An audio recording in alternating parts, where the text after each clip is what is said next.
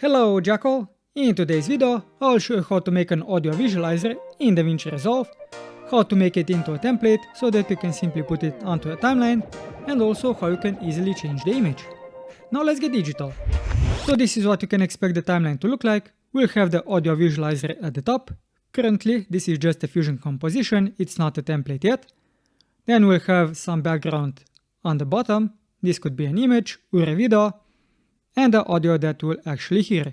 In this case, it's an MP3 file of a music that I made using BandLab. Now the first thing that you'll need is the MP3 file, then we'll have the background and we'll extend it to be as long as the music, and the same with the Fusion composition. This is how the timeline will look like at the end, but we actually need a WAV file, not an MP3, not a MIDI, we need a WAV file. If you have an MP3 file, you can convert it in DaVinci Resolve, select individual clips, enter the video, uncheck export video, go to audio, select format to be WAV, and you can have two channels for stereo or one channel for mono. Then add this to render queue and render this out. And you will convert the MP3 file to a WAV file. But when you do that, the WAV file can be too big. And that is the limitation of the plugin that we'll use. The WAV file cannot be more than 50 megabytes. So if you need to make the file size smaller, I suggest you use one of the online services, use Audacity, or you can also use FFMpeg, which is what I'll use. In case you use FFMpeg, this is what the command line will most likely look like. So you have FFMpeg -i and the name of the file. This does not have to be in quotes if the file is something like this one, just one name without spaces. And in this case, I'll put output 1, just so we have something to compare it with. So it converted this MP3 file from about 12 megabytes to 52 megabytes, which is too much. How can you make this file size smaller to something like 7 megabytes? We'll simply add a new command. This will be the sampling rate, and by default, this is the value that the FFmpeg uses. And if you want to make the file size smaller, simply divide this value by 2. So this can be 22,050, it can be 11,025, and if I split it even more, maybe I'll go with 5,600. And let me name this file output 2. Now this file has a lot smaller file size than this one, but let's take a quick listen to the quality.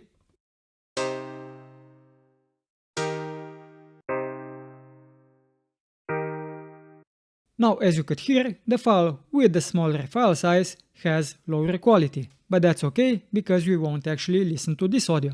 We'll be listening to the original audio. This is the audio that we'll put on the timeline. We need the WAV file to use it in the Fusion composition. Now let's make a Fusion composition, go to the media pool, right click, make a new Fusion composition, put it onto a timeline, then you'll put the song on the timeline. You can put the background on the timeline at the end, extend the Fusion composition to be as long as the song that you want, and then go into the Fusion page with the Fusion composition selected and the playhead over it.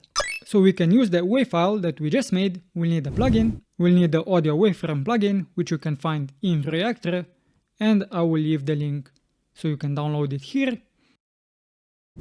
Once you have it downloaded and installed, if it doesn't open up, go to Workspace, Scripts, Reactor, and open it. This will take some time. Once you have it opened, you will see a list of all of the plugins available that you can install. You'll want to type in audio.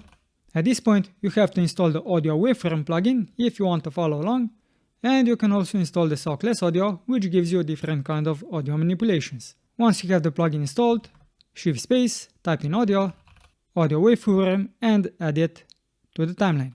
With the audio node selected and the inspector tab opened, you can see that we need an audio file. So I'll choose this audio file that I just made, output 2, and open it. Now if you display the node, you should see the audio visualizer. If you don't, it probably means that this file was too big. So let's load this one back. And now let's make the audio visualizer. What I like to do is change the proxy for sampling. I'll change this to 2. I also leave the zoom to 2. And I'll change the filter to this one. So this looks nice, but not exactly how I want it. So we'll change the layout. You can change the thickness. I'll leave this one to default. I'll enable the spectrum. Choose 2000. I'll maybe adjust the scale a bit later on. And in this case, I've used smooth field. I'll then adjust the equidistant cuts. I think I chose 4, but I can also leave this to 5. Now, if you want to make this into a circle, the resolution is important. It should be the same size. So in the image, I'll uncheck the auto resolution and just take the bigger value of the two, so 2560. This will give me a rectangle, so I can make it into a circle. To make it into a circle, shift space, type in coordinate space, and this is now a circle, almost. Select the coordinate space and change the shape to polar to rectangular.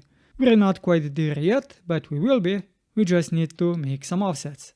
And also at the end, I want this to be the original resolution, not the square one, so I'll use a background node, connect it at the end to the coordinate space. I will switch the inputs, so these two inputs will switch. Ctrl T with the merge node selected, and with the background node selected, lower the alpha so we have a transparent background. Now this is still not a circle. We can make it with a transform node and by offsetting the Y value. Now we have the visualizer that is going outside. We don't want that. So we'll be adjusting the scale, and under the limitation we have threshold. So maybe I'll use 0.5 for the scale, and as for the threshold, I'll just lower it bit by bit so we can see the changes happen. So this will depend on what you want. Maybe I'll use 0.3 and see how this will look like. So in this case, as you can see, it's too much. Maybe I'll also use 0.3 for the scale. Still too much. Let's adjust the threshold. Maybe like that. So this could be okay, but let's go back to controls. And as you can see, this is where the issues start happening. When you make any adjustments, the proxy and the zoom get reset. And also the resolution gets set to 1. So I want to have the proxy 2 and also the zoom 2. And this does make a difference how this actually looks like. You can also set the compression to something lower, but I just leave it to 100. Now if you want to put some cuts into this shape, so to do that I will use a rectangle node. The height will be set to 1. The width will be something very small, so 0. We'll have to see if this width value is okay. If it's too thin, and once you have everything set up, we'll start noticing something happening with the shape. And if that happens, we'll have to increase the value. So I'll now zoom in, position the rectangle to the left side. This is half of the value of this one, so you can simply type in this value divided by 2. And you could also make this into an expression if you wanted to, but because it's only one value, I don't want to do that, especially because I won't be changing it. Now we want to multiply this a bunch of times, or duplicate it throughout the whole screen. So shift space with rectangle node selected, type in duplicate, connect this to the background, not into the mask, and display it. We'll need a bunch of copies, and we'll need to offset them. By how much? Probably about the same size. If you click inside the field and hold Ctrl, you will be able to easily adjust the position. Otherwise, this is not as precise as you can see. You'll want this width to be about the same as the line width. Now zoom out and make a bunch of copies, probably about 200 in my case. Let's see, still not enough, maybe 250, and 250 is just about enough. Now as you can see, when I zoom out, we have something strange. This will depend on how the monitor displays this for you, and this is what can happen with the shape. So now I want to put these lines on top of here, and this will be put on the transform node. We have a transform node for now, but we can just as well use a merge node instead, if that is what you want, and maybe this is what we'll also do. We now need to get rid of this center, so let's use an ellipse. Position it to about this size, and connect it to the coordinate space. In the coordinate space, go to settings, and apply mask inverted. Now at this point I have some issues. As you can see, I also have the visualizer inside, which is what I don't want. I can simply use this ellipse and connect it here as a mask, and in the merge go to settings and select apply mask inverted. This will get rid of it.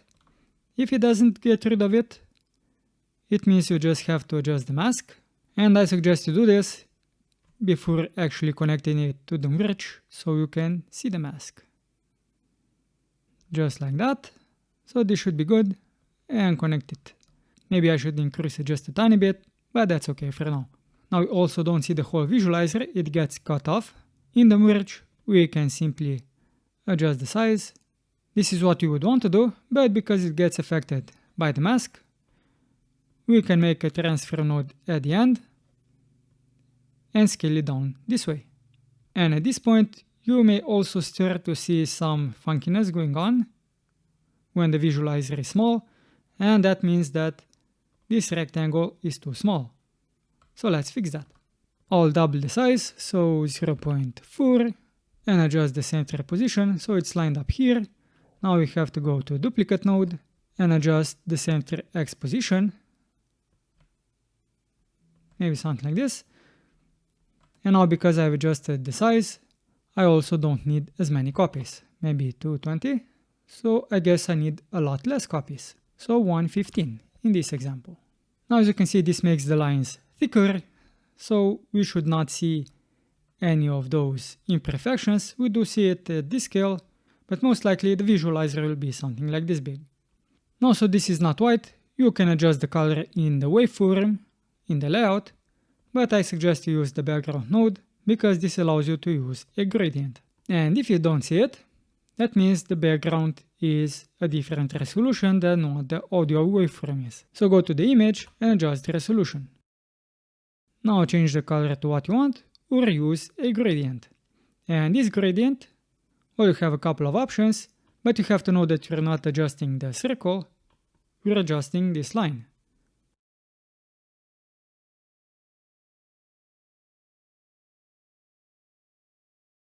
This one looks okay. Now we can spice up this look a little bit by using another audio waveform, but this does mean that it will be a little bit more demanding on the PC. So copy this one, right click, paste an instance of it, so everything will be the same.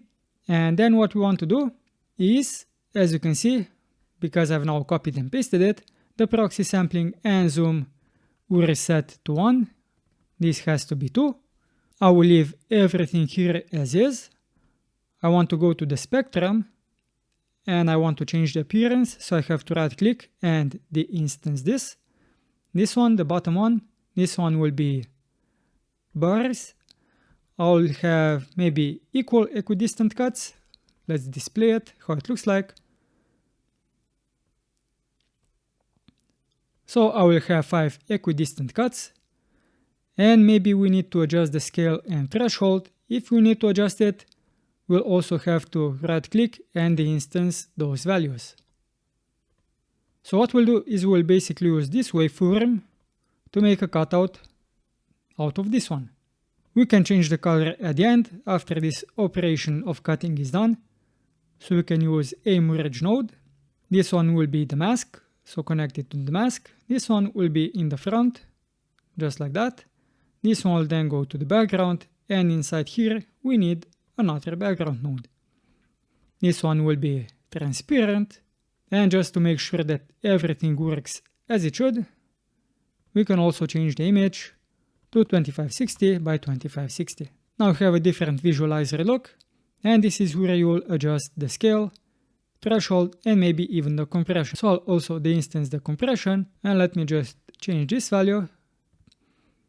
We do see some changes, so something like this could work. You could also fix this by going to this spectrum analyzer and adjusting the scale and the threshold. That's it, set the threshold back to 1, and maybe also scale this one up to 1, because now this is basically getting cut by the bottom audio waveform. Now the only thing that we need to do is to add an image. I'll add it after all of this. I'll use a merge node, and the image will go behind this. We also need an ellipse. I could also use this one. So what I'll do is I'll simply copy it, right click and make an instance of it, so that if I change the size of this one will also be the same size. So we don't have any issues when we do the adjustments.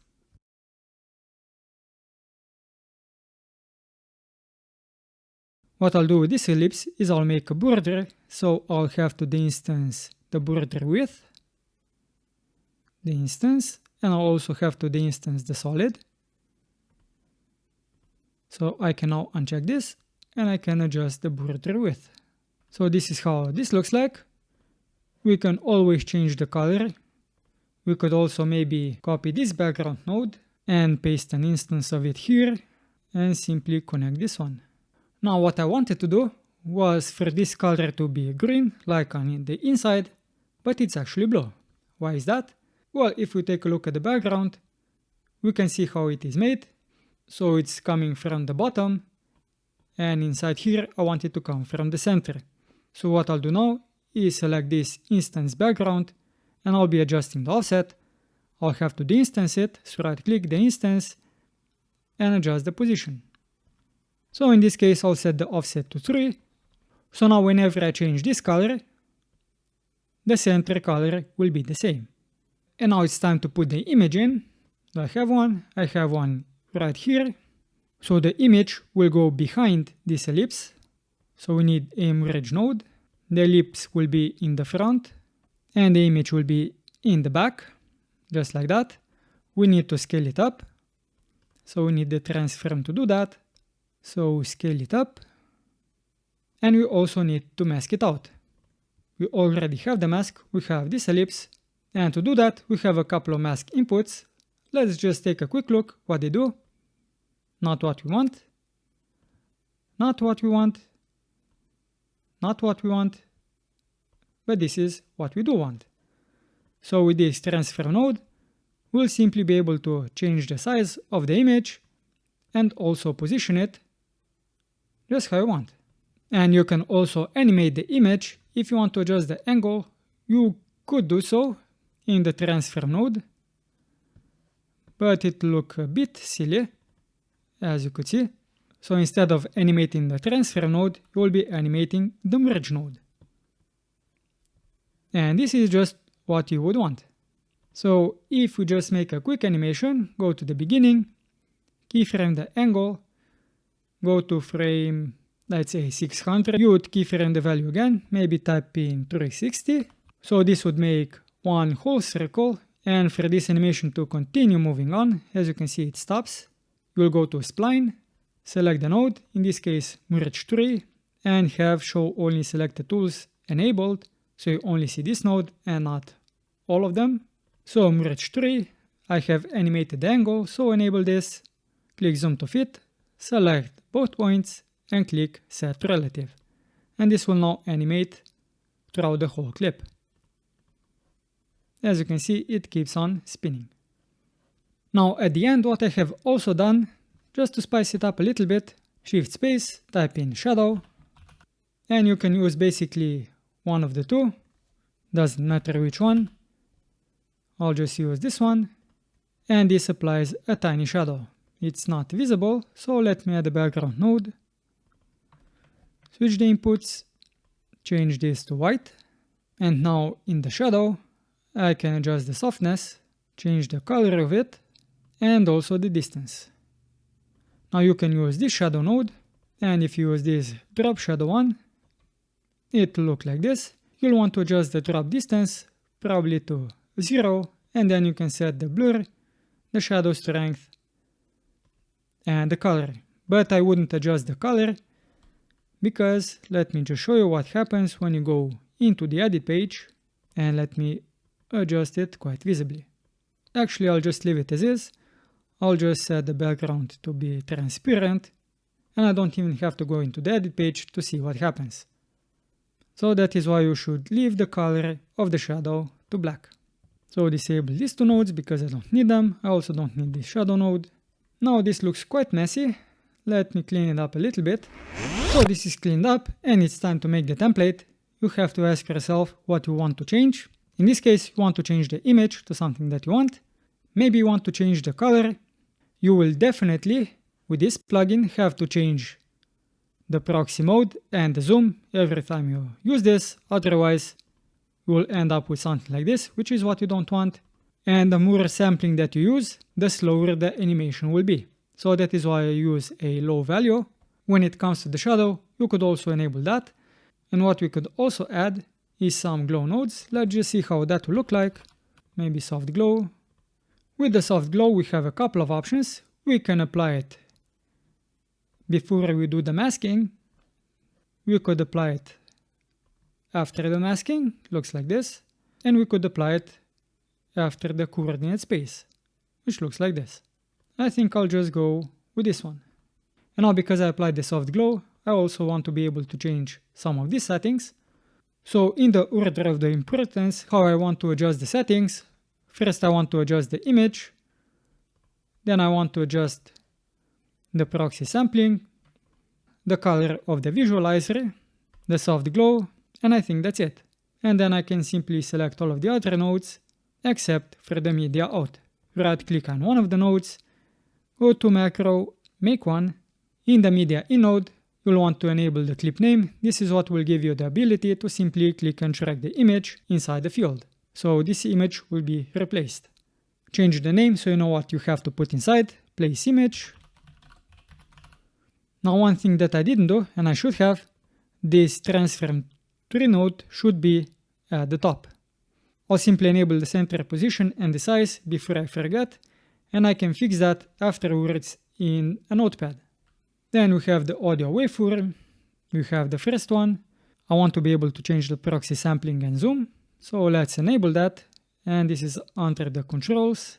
So we have proxy sampling and zoom. You can always change the name to what you want. I won't be changing anything else in this one. Now we have the instance of the audio waveform.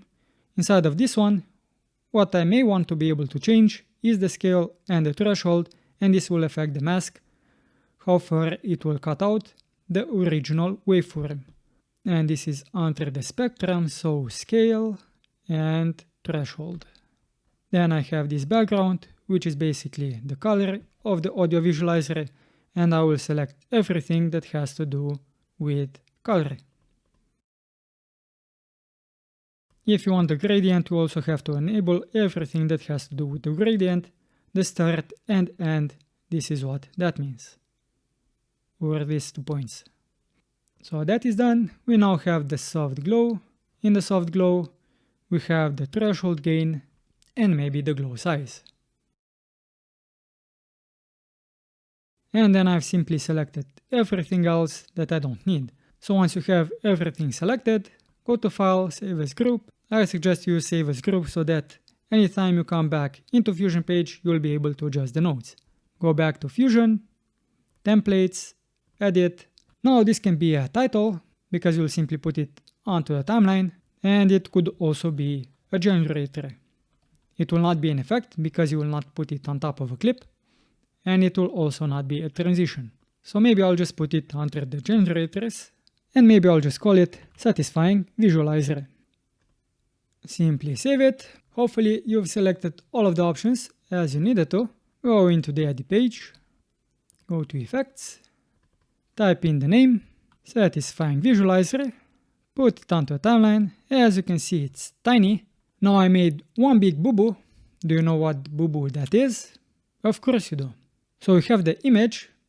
Now this image did load immediately, and that's because it already exists in this project. If you open a new project and you don't have this image in, well, even if you do, this will not load.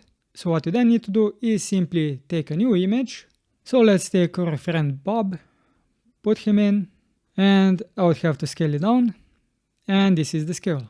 If I didn't forget that I have to adjust the scale, then these controls would be at the top. So now we have the Bob spinning. We can adjust the color of the actual visualizer. We can adjust the glow. But as I said, I forgot something, and that something was very important. I actually can change the music.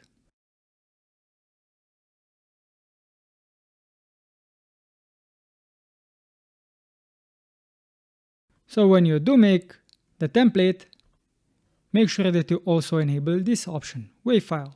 So if you go to macro and make one, in the audio waveform, when you go to controls, also enable this option. Otherwise, you won't be able to change the music. And that's it. You only need to do one step, and that is to put something behind the visualizer, because on a black background it doesn't look good. So use an image or a video and you're good to go. And if you found this video helpful, give it a thumbs up, subscribe to the channel, and until next time, jackals, keep it digital.